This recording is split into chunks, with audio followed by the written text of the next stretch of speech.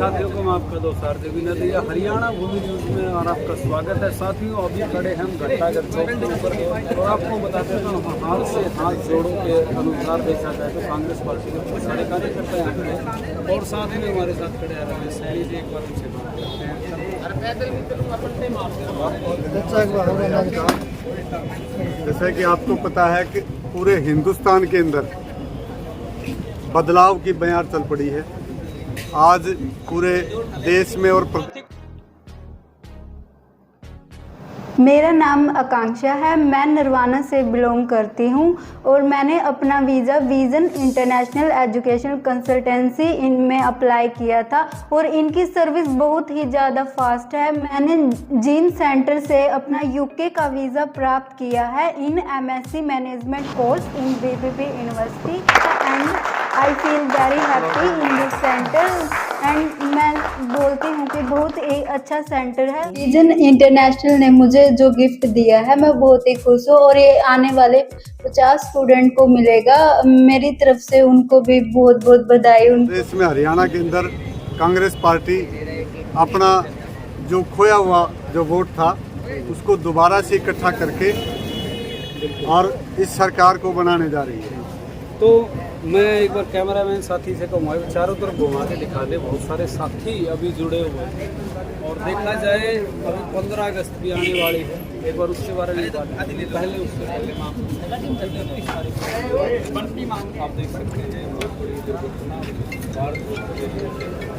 बहुत गलत बात है और एक समाज विशेष के ऊपर लगाया है। देखो आप सब समझते हैं जितना जहर बीजेपी ने जात पात के नाम से, गोद के नाम से, धर्म के नाम से जो फैलाया है वो देश के लिए देश की जड़ों को खोखली करने का काम है। हमारा जो सामाजिक सौहार्द है उसके बगैर हमारा कहीं काम नहीं चल सकता। संसार के अंदर हर प्रकार के आदमी हैं, देश में हर प्रकार के आदमी हैं, तो हमारा जो भाईचारा है वो एक दूसरे के साथ जुड़ा है। और जो बीजेपी ने वहाँ मेवात के अंदर जो किया वो आप सबके सामने है। वहाँ क्या जरूरत पड़ गई थी? लैंड ऑर्डर है ही नहीं। इसका मतलब प्रदेश के अंदर प्रदेश की सरकार को सत्ता में रहने का कोई अधिकार नहीं है। पहले इन्होंने हमारे यहाँ जाट आरक्षण के नाम से आग लगवाई बीजेपी ने, फिर किसान आंदोलन के नाम से आग लगवाई, उनकी बातों को नहीं माना। उसके बाद हमारे जो पहलवान थे वो बैठे रहे धरने के ऊपर, विशेष का टैग लगाया, उनके ऊपर जाति विशेष का टैग लगा दिया गया। अब आप देखिए मेवात के अंदर कितना नुकसान हमारा हुआ और यहाँ पर धर्म के नाम पे हमारे को आपस में लड़ाया गया, जबकि 1947 के अंदर भी वहाँ पर इस प्रकार की कोई दुर्घटना नहीं हुई अगर भाई हिंदू मुस्लिम लड़े हों। यानी जो एग्जाम्पल था उसको भी इन्होंने खत्म कर दिया। बिल्कुल बिल्कुल।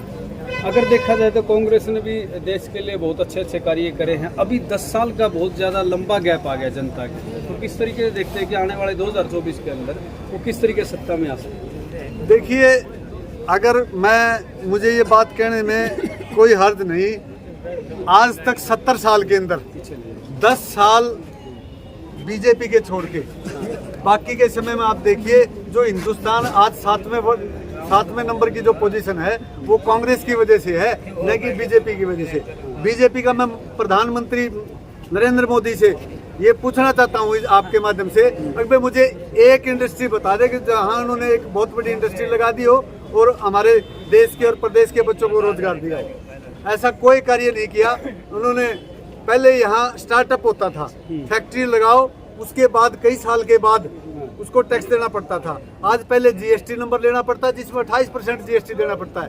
सरकार ने तो कफन के ऊपर भी जीएसटी लगा दिया, 5% कपड़े के ऊपर लगा दिया, जबकि जो हमारी मूलभूत सुविधाएं हैं रोटी कपड़ा और मकान, आप किसी होटल में खाना खाइए वहाँ आपको जीएसटी देना पड़ता है।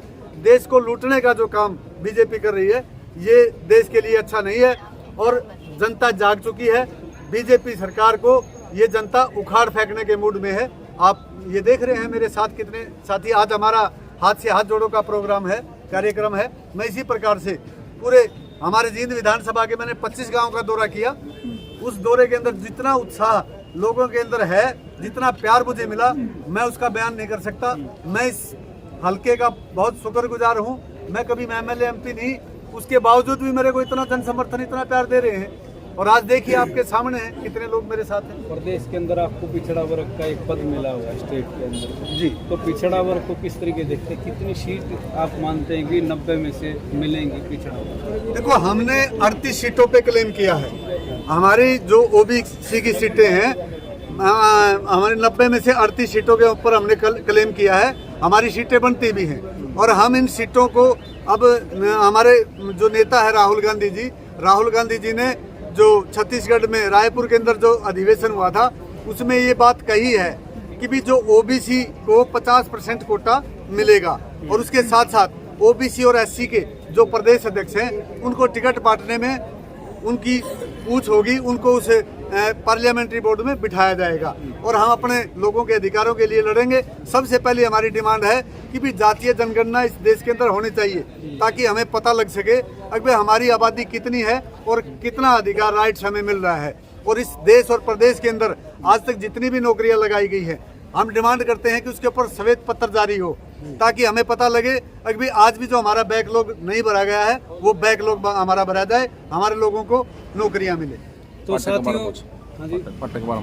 मैं आपको बता देता हूँ कुछ समय पहले सीएम साहब मनोहर लाल खट्टर ने एक बयान दिया था मेवात हादसे के बाद कि वे हम हर एक हरियाणा वासी की रक्षा नहीं कर सकते और दूसरा उन्होंने कहा था कि वे हमारी सरकार को इस बारे में नॉलेज नहीं है। तो क्या सीआईडी को इस बारे में पता था या वो हर एक इंसान की सिर्फ वोट के लिए बने हैं या वो गद्दी गर्म करने के लिए बने हैं? ये सीआईडी की और सरकार की फेलियर है। सरकार को सब बातों का पता था, उसके बावजूद उसने कुछ नहीं किया। वो चाहती है कि भाई आपस में लड़े और आपस में लड़े मरे ताकि उनका जो डिवाइड एंड रूल की नीति अंग्रेज अपनाते थे वो अंग्रेजों का काम बीजेपी सरकार कर रही है। अभी तो और भी बहुत ऐसे केसेस हैं, ऐसे मामले आएंगे। आपने मणिपुर का देखा, मणिपुर में क्या लैंड दबाने का कार्य तो नहीं कर रहे, उसको दबाने का काम भी हो सकता है। ये हमें पता नहीं, जहां हम सोचना बंद कर देते हैं वहां से बीजेपी के लोग सोचना शुरू करते हैं। ठीक है, तो हरियाणा की जनता के लिए अगर देखा जाए जींद के अंदर हम खड़े हैं, पीछे आप फाटक को देख सकते हैं।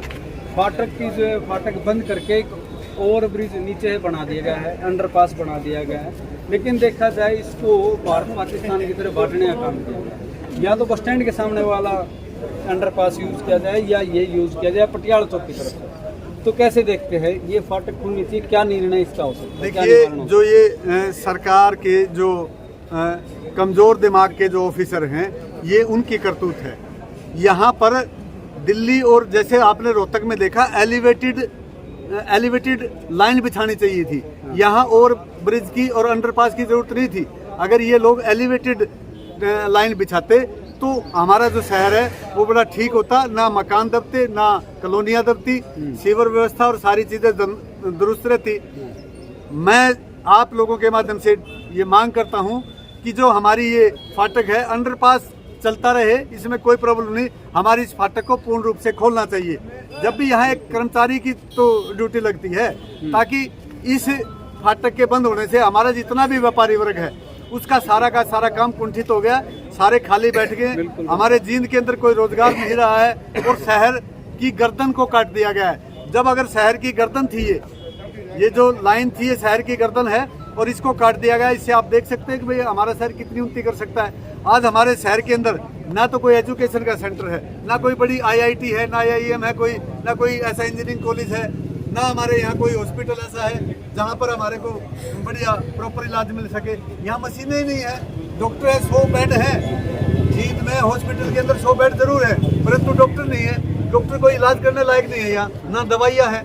तो हम करेंगे क्या ऐसे शहर के अंदर? ऐसी सरकार का हमने क्या करना है? जिस तरीके देखा जाए बीजेपी के जब से राज आया है पिछले 9 साल के अंदर, हर एक गली मोहल्ला गांव शहर प्रदेश का कोई भी हल्का हो, कोई ना कोई धरना वहाँ चालू है। किस तरीके देखते हैं 2024 के अंदर सरकार किस तरीके से बना पाएगी? ये बीजेपी की सरकार तो गई, बीजेपी का अब यहाँ ना तो हरियाणा में कुछ है ना प्रदेश के देश के अंदर कुछ है। अब देखिए कलरक हड़ताल पे बैठे हैं, पटवारी हड़ताल पे बैठे हैं, किसान बैठे हैं, आंगनबाड़ी वर्कर बैठे हैं, सरपंच बैठे हैं, दलित बैठे हैं, बैकवर्ड क्लास हम सड़कों पे खड़े हैं। तो मतलब अब बीजेपी को तो सत्ता में रहने का अधिकार नहीं। तुरंत प्रभाव से मैं तो राज्यपाल से ये कहना चाहूँगा कि भाई ऐसी सरकार को जिसने झगड़ेबाजी की उसको तुरंत बर्खास्त कर दिया जाए। तो हरियाणा के जो नौजवान हैं, हरियाणा की जो जनता है, उसको अपनी तरफ से क्या आप मैसेज देना चाहते हैं? मैं ये देना चाहता हूँ कि हमारा जो हरियाणा प्रदेश है इस 10 साल के अंदर बहुत पिछड़ गया है, रोजगार के मामले में, स्वास्थ्य के मामले में, शिक्षा के मामले में। तो मैं चाहता हूँ कि सभी मेरे पूरे हरियाणा के, मैं तो पूरे हरियाणा की प्रदेश अध्यक्ष होने के नाते मैं ये बात कहना चाहूँगा हमारे युवा साथियों को और हमारे बुजुर्गों को, आपकी जो होश है और हमारे युवाओं का जोश मिलकर के इस प्रदेश के लिए काम करे और इससे बीजेपी सरकार को उखाड़ फेंकने का काम। बिल्कुल धन्यवाद। बिल्कुल। तो साथियों, जिस तरीके से देख पा रहे हैं, थोड़ा सा एक आधा हमारे साथ में- नारा लगा। हाँ, लगा दें। तो अगर वीडियो अच्छी लगे तो ज़्यादा शेयर करें। बहुत अच्छा दोस्त है।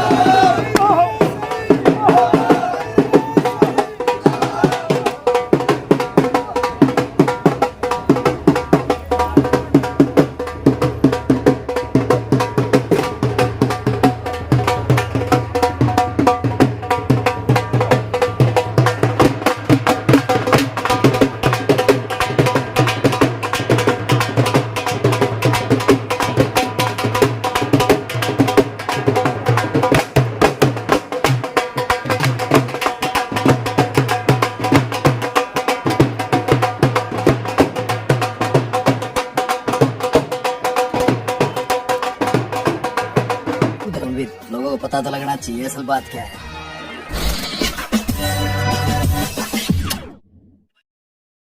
Like, share and subscribe this channel, and don't forget to follow my account on Instagram also.